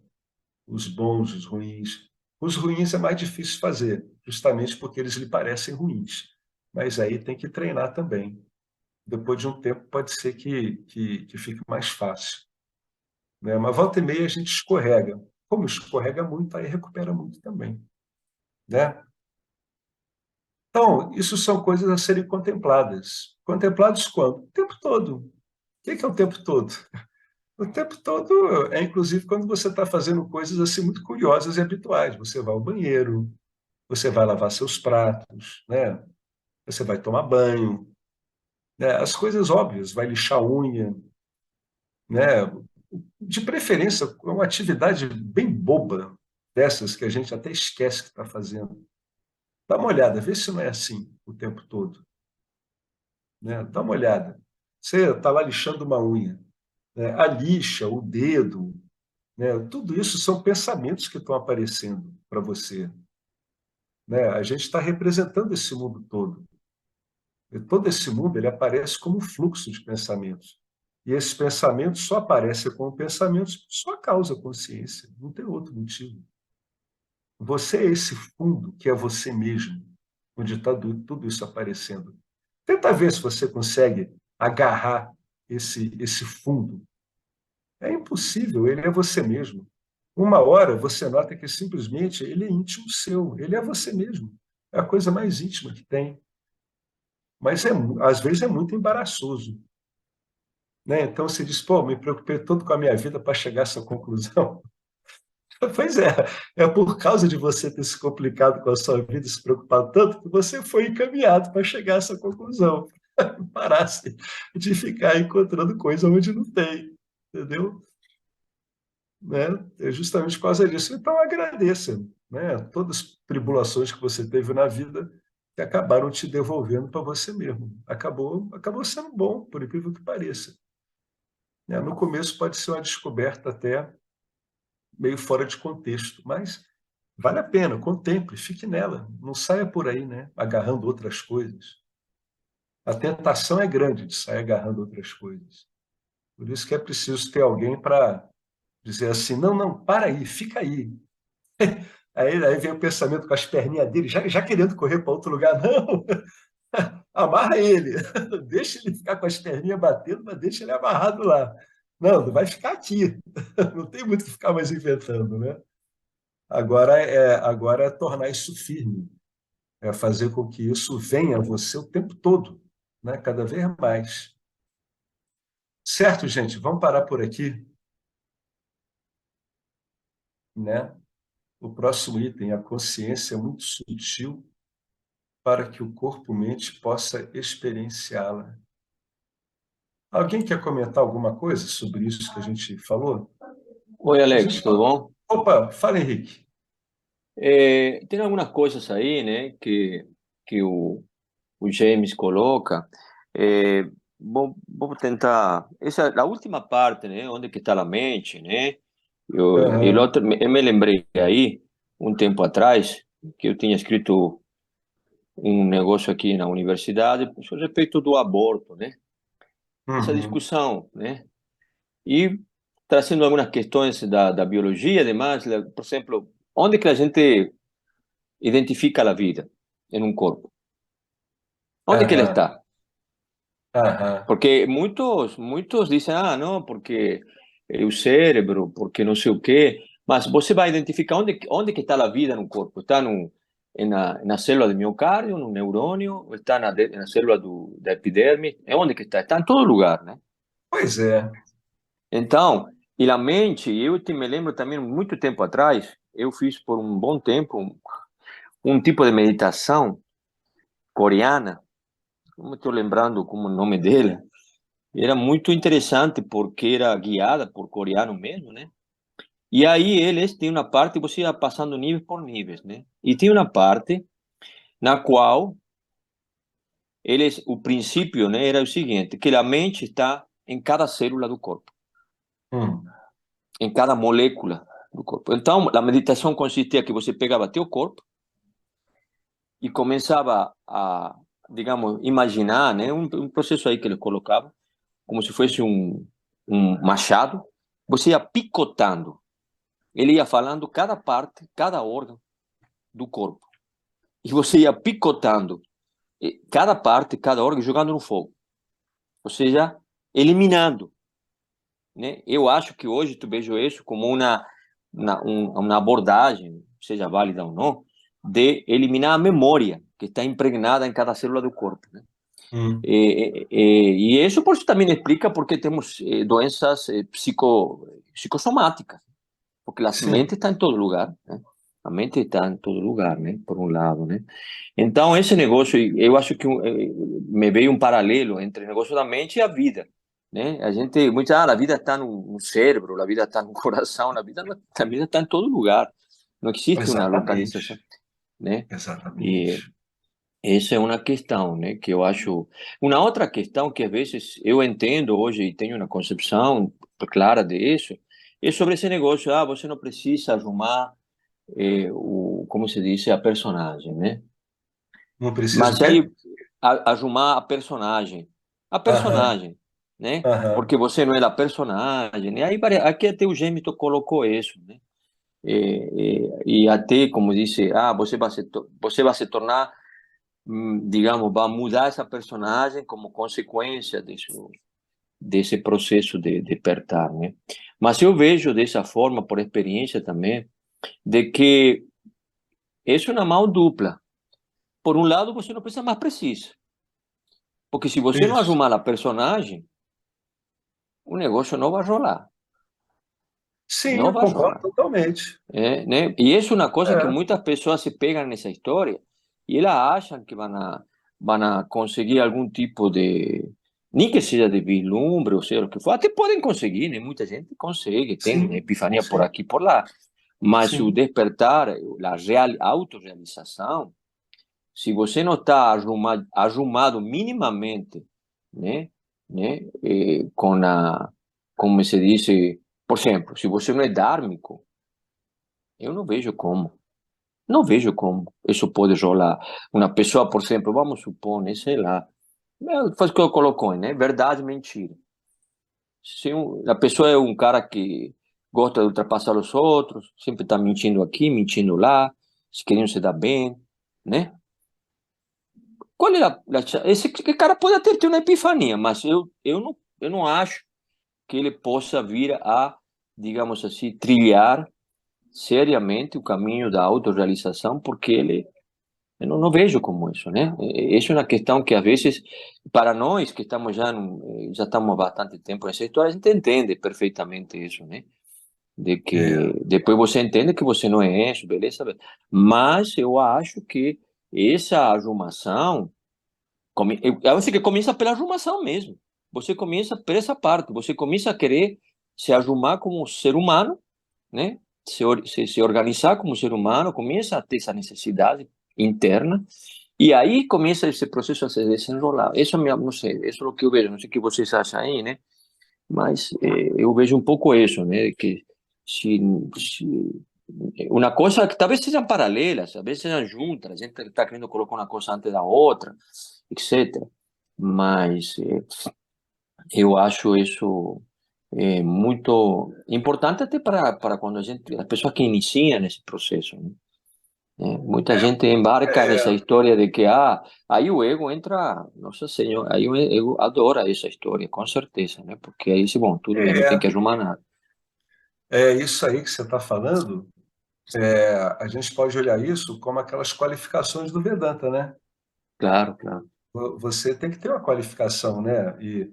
Então, é o discernimento, o desapego, o desejo pela liberação e a tal da disciplina. Na disciplina entra um estado, vamos chamar assim, um estado mental propício ao conhecimento.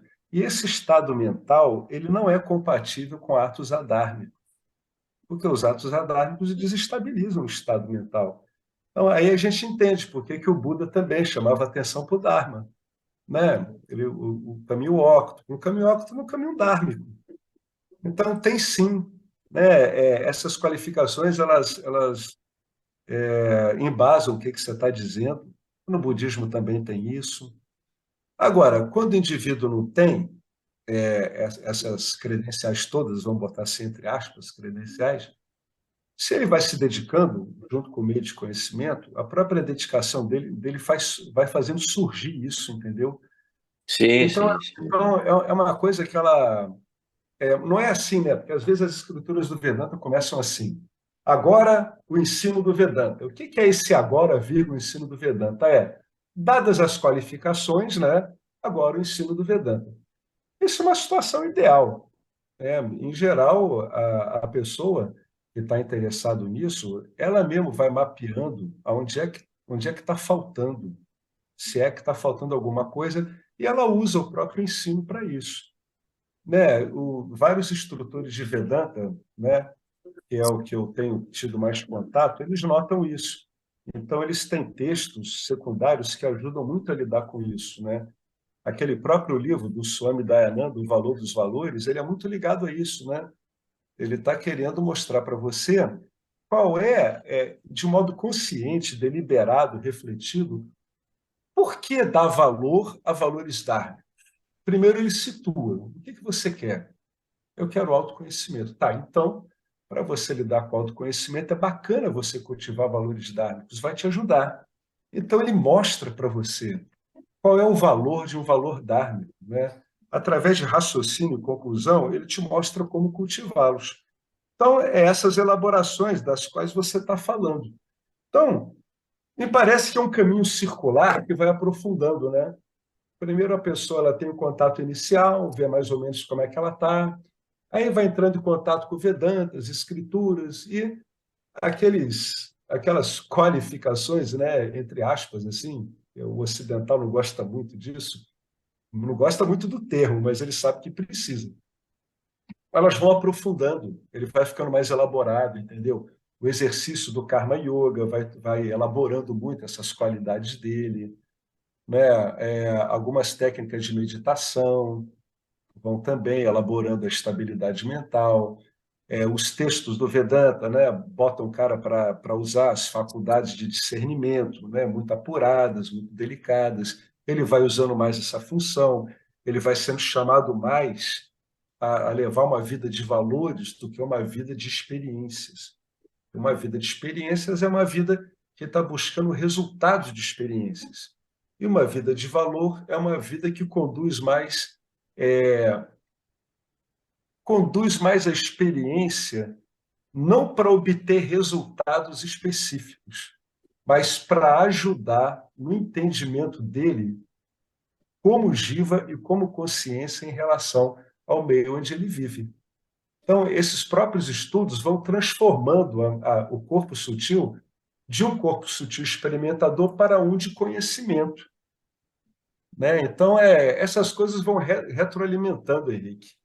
Uma coisa retroalimenta a outra, né? Não, E sim, concordo. o indivíduo nota que ele vai ficando realmente mais dármico, ele acaba ficando assim, entendeu? Agora, realmente dizer que não precisa de aptidão nenhuma, isso aí, desculpem com toda a sinceridade, isso é uma tremenda infantilidade, né? Isso é É, infantil. Né? A pessoa ela tem que ir elaborando, né, o discernimento dela. Vocês notam que cada vez o discernimento fica mais sutil. Ele não era sutil como ele é agora, ele sutilizou muito. Ele está mais refinado. Né? As pessoas aqui não buscam mais as experiências, em geral, não buscam mais as experiências pelos resultados em si. Vão vivendo, mas a experiência não tem mais a importância que tinha antes. O que é isso tudo? Isso tudo quer dizer que a pessoa está ficando mais elaborada. O caminho óctuplo do Buda leva a isso também. Repara que uma das coisas que o Buda diz é para observar o Dharma e tentar ficar junto a uma sanga, né? São modos de você manter o Dharma, de você aprimorar seu discernimento. Você vai ficando com uma mente mais satífica. O resultado de ambos esses meios de conhecimento é uma mente mais satífica, né? A meta é essa. Então, sem sombra de dúvida, tem um aprimoramento do ser. A questão é a seguinte: é que o aprimoramento do Jiva não pode ser a meta em si. É isso o que os espíritos claro, querem claro, dizer. claro, Né? claro. A meta em si é o autoconhecimento. Agora, para que o autoconhecimento ele ocorra, né? Ele tenha mais chances de ocorrer e ele se estabilize, realmente o estudante precisa de uma mente mais sativa. É uma necessidade, ele precisa, é necessário. Às vezes, a pessoa até sabe quem ela é e fica profundo isso nela, mas enquanto a mente dela não fica satívica, ela não colhe os frutos disso, entendeu? Ela vai ficar flutuando bastante, né? Então, sem sombra de dúvida, sim, sem sombra de dúvida, devidamente contextualizado, ocorre um aperfeiçoamento da entidade experienciadora agora, né, calibrada para uma entidade conhecedora. Ocorre essa mudança de calibragem, é uma troca de programa operacional. Você estava num programa operacional experiencial e vai trocando para um de conhecimento. Mas, sem sombra de dúvida, tem que ter. Pessoa que acha que, não, tá bom assim, né, qualquer um reconhece, estabiliza. Não, não é verdade, não é assim. Né? A literatura não confirma isso, os casos não confirmam isso. Né? Não é assim. Não é uma visão honesta e nem justa essa. Realmente tem que ter um aprimoramento. Agora, é o que eu falei, é um aprimoramento dentro do objetivo maior. Aquela coisa, né? O objetivo não é o objetivo terapêutico. O objetivo terapêutico de uma psicologia, né, de uma psicanálise, é aprimorar a entidade experienciadora, né? Fica um ego mais refinado, não fica um ego tão selvagem, né, tão atropelativo. Mas o objetivo do Vedanta e de outros meios de conhecimento é o autoconhecimento do que você é. E para isso, sem sombra de dúvida, vai ocorrendo um aprimoramento dessa entidade experienciadora, ela vai se sofisticando para servir mais ao papel de uma entidade conhecedora. Sem sombra de dúvida. É sempre bom lembrar disso aí que o Henrique falou, sempre bom. Sempre muito bom. Primeiro, para não deixar de fazer o que tem que ser feito. Era o trabalho que a Ramana Maharishi dizia que todo mundo tinha que fazer, e que muitos apontadores diretos que seguem ele esquecem isso que ele falou. Atropelam ele, pá, como se ele nunca tivesse falado isso. E, por outro lado, não superestimar esse aprimoramento dessa entidade, né? Ele tem que estar dentro de um objetivo mais amplo, né? Que é o objetivo de nós aqui. Deixa eu ver aqui. Essa palavra, né, que se você escuta direito, eu vejo isso, caminho direito, né, caminho direito. Sabe, Isso. eu vejo isso, cara, como como se diz, um viés assim, né, como dizendo, querendo dizer o seguinte, aqui tem aqui você pode encurtar o caminho. Não tem, para mim não tem caminho, cada um tem um caminho aqui. Exatamente. Não tem Mas, um Henrique, caminho olha direto, só. como dizendo, vem cá, vou te ensinar um atalho. Vem cá, vou te ensinar um atalho, porque você vai É, ser, você é como se chama, o privilegiado, né? Então, eu vou te dar um atalho para você não ter que passar todos os perrengues que os outros passam, então eu te dou um atalho. Mentira, é. isso é Não, isso bobagem, aí, isso é um bobagem. truque. Isso aí é o seguinte, nos anos 50 ficaram notórios aí três grandes apontadores diretos indianos, né? Dois muito notórios e um menos, mas ele era muito bom também.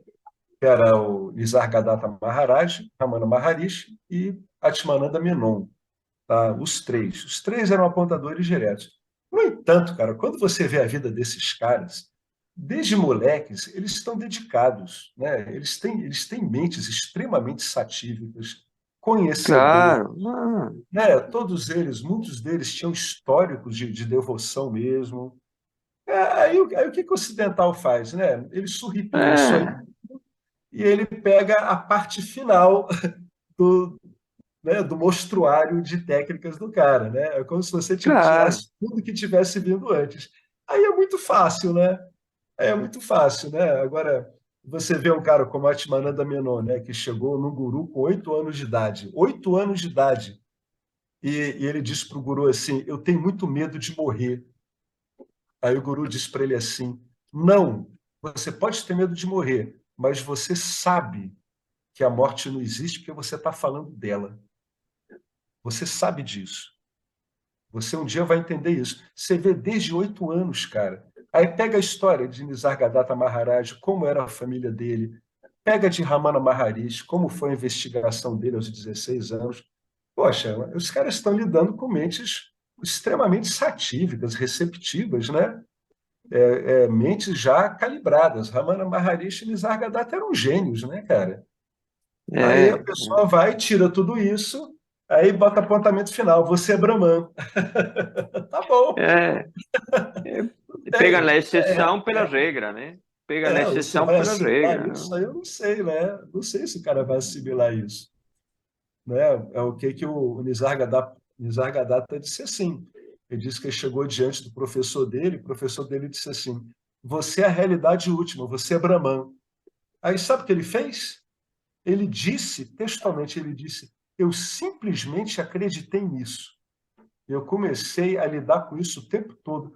Pô, cara, olha a qualidade da mente desse cara. Olha Claro. que qualidade, cara. Eu simplesmente acreditei nisso. Ele fez tudo que são os qualificativos do Vedanta nessa frase, né? Eu simplesmente acreditei nisso e comecei a me entreter com isso o tempo todo. Porra, tá tudo ali. Tá o desejo dele de ser livre, tá a disciplina mental, tá a fé nas escrituras, né? A confiança dele, tá o discernimento dele saber que era aquilo ali mesmo, tá o desapego dele largar tudo e ficar com aquilo. Olha a qualidade do sujeito. Aí o cara pega esses três gênios, né? E diz que não, não, é assim mesmo. Você vai, você fala que você é consciência. Não dá, né, cara? Não dá. Aí a pessoa tem que ter uma sobriedade, né, discernimento e ver que não pode ser por aí, né? Bom Aquela senso, né? aquela coisa que a gente fala, pô, Ramana Maharishi fez uma investigação aos 16 anos, cara, pelo amor de Deus. O cara era um adolescente, cara, que isso, o cara é um gênio. Tem que entender, É, né? com certeza. Jimi Hendrix na guitarra e Ramana Maharishi na espiritualidade, cara, O né? Beethoven, com 4 anos, fez Claro. o Beethoven fez Beethoven. Chopin, sei lá, fizeram com É, 4, 5 anos, o cara fez como se chama, uma sinfonia, sei lá o quê, é. entendeu? Cara, de onde que... E aí você pega isso, né? E aí o cara vai dizer, não, você não vai estudar música não, porque não precisa.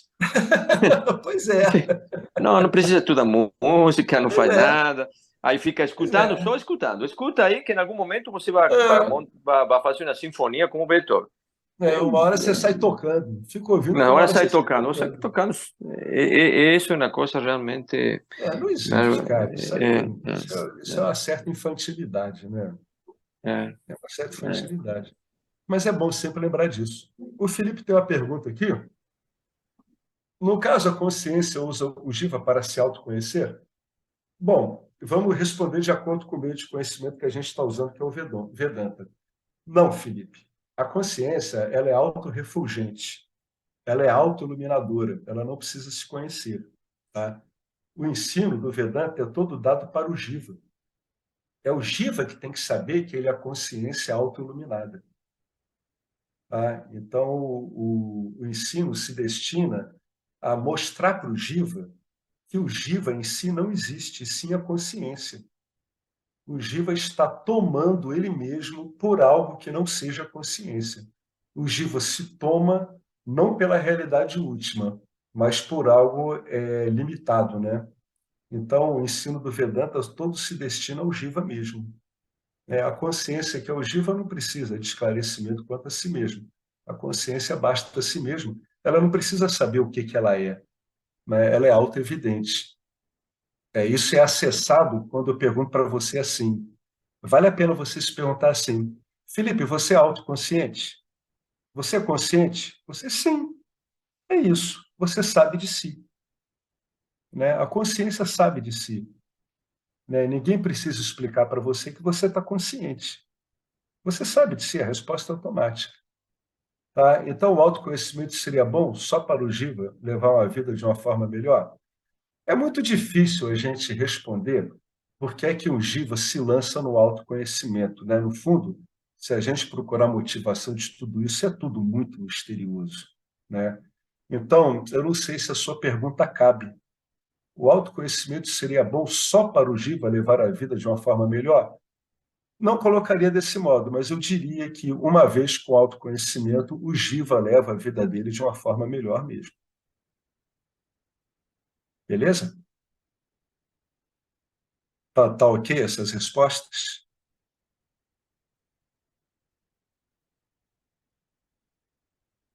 Então, como se diz um leilão, dado que não se comentou mais nada, ele respondeu aqui, ok. Então, Felipe, vale a pena você explorar esses textos do Vedanta. Vai devagar, cara, não tem pressa, não. Você não está saindo de lugar nenhum e nem indo para lugar nenhum mesmo. Sério mesmo, é verdade. O Marcelo está rindo porque ele sabe que é verdade. Né? A pessoa acha que está indo para algum lugar. Não, meu amigo, você não está indo para lugar nenhum. Você, como buscador de experiências no Vedanta, a sua história acabou. Morreu, cara. Você não há busca por experiência no Vedanta, embora o Vedanta possa se valer da experiência ordinária, ele usa ela o tempo todo para investigar, e ele pode se valer de alguma experiência mais extraordinária, né? Mas não é mais uma coisa de eu estou indo para algum outro local. Não, agora você fica aí onde você está. E o começo é sempre esse. Eu sou autoconsciente, sim. Aí começa por aí. Aí você vai começar a ler o Vedanta, né? Aí as coisas vão ficando claras, você vai testando e vai esclarecendo essas perguntas, entendeu? Essas perguntas, a maior parte das perguntas, Felipe, elas vão sendo esclarecidas no próprio desenrolar do ensino, né? Que é o Shravana, né? Que é o escutar. Aí o estudante, depois ele reflete cuidadosamente no ensino que ele teve, ele descarta o que ele está mantendo, que é contrário ao ensino, ele faz uma experiência, ele passa um tempo usando só o raciocínio do Vedanta, e então ele vai e ele usa isso na investigação diária dele. E aí a gente chama de nididhyasana, né, para discernir você do aparente você no dia a dia. É verdade. Você não precisa, na boa, você não precisa procurar por mais nada. Pode procurar. Eu, às vezes, dou uma olhada em outras coisas. Mas o engraçado é que o Vedanta me fez entender todos os outros ensinamentos. Então, muitos eu não entendia nada. Depois do Vedanta, hoje em dia eu entendo por que eles são daquele jeito, né? Então é confortante mesmo, né? Tem muito ensinamento por aí, e você no Vedanta você está num ensinamento muito estruturado há muito tempo, né? E cujas origens remontam aí à pré-escrita, né? Quando a escrita chegou no subcontinente indiano, já se falava desse conhecimento último. Então a gente nem sabe, né? A tradição indiana diz que desde que existe o primeiro ser humano sempre teve isso, né? Sempre teve o autoconhecimento. Sempre teve ali o primeiro Dakshinamurti, né? O próprio Ishvara passando o conhecimento. Tá? Se você ficar no Vedanta e tiver paciência, tem uma hora que o Vedanta ele pode ficar meio desagradável, né? Mas se você passa por isso, vai ficando bom. É só ir aplicando o conhecimento, né? Vai aplicando, vai refletindo, e sempre devagar. Vai devagar, não vai com pressa não, mas também não para, né? Você não vai mais para lugar nenhum, Felipe. Você acabou de ser devolvido para você mesmo. Não há mais nada onde procurar a não ser em você mesmo. Assim diz o Upanishad. Não há mais nada, não há outro ponto onde você deva procurar que não seja em você. Beleza? Então, gente, muito obrigado. A gente encerra por aqui e até a próxima semana, se houver. Vai saber, né? Pode ser que o mundo entre num estado de antimatéria e tudo isso aqui desapareça. A gente não sabe nada, né? Você está rindo, Irene? O mundo é muito maluco, cara. Falou, gente. Boa noite para vocês. Obrigado, muito obrigado. Né? Om Purnamada Purnamidam Purnamudachyate Purnasya Purnamadaya Purnamiva Vasishyate Om Shanti Shanti Shanti. Gratidão ao primeiro Dakshinamurti, gratidão a Sri Adi Shankaracharya, gratidão a todos os professores das várias linhagens que se delinearam a partir dele. Hoje em dia a gente encontra no mundo aí, né? As escolas aí do Timaya Mission, né? Essas que a gente está usando, que decorrem dos ensinamentos de Timayananda, através do James Schwartz. A gente também tem a escola, né, da missão Ramakrishna, também, cuja base é toda Advaita Vedanta. Quem, quem conseguir entrar no inglês, ouve Sarva Priyananda, ele é muito bom. Né? Tem o professor Arlindo, que é muito bom também, né? Que aí segue aí, que agora é ligado mais aí no Paramartananda também, que também é dessa escola. Eu sei que Sri Shankaracharya, no meio, deu uma boa engrenada no andamento todo da coisa. É por isso que todas as tradições são tão gratas a ele. Tá? Vale a pena ver a história dele no YouTube. É um professor espetacular, maravilhoso, uma história belíssima, super inspirada. Vale a pena. Procure a história de Sri Adi Shankaracharya no YouTube, tá? De graça. Uma história muito bonita. Gente, muito obrigado a todos. Boa noite, até a próxima. Tchau.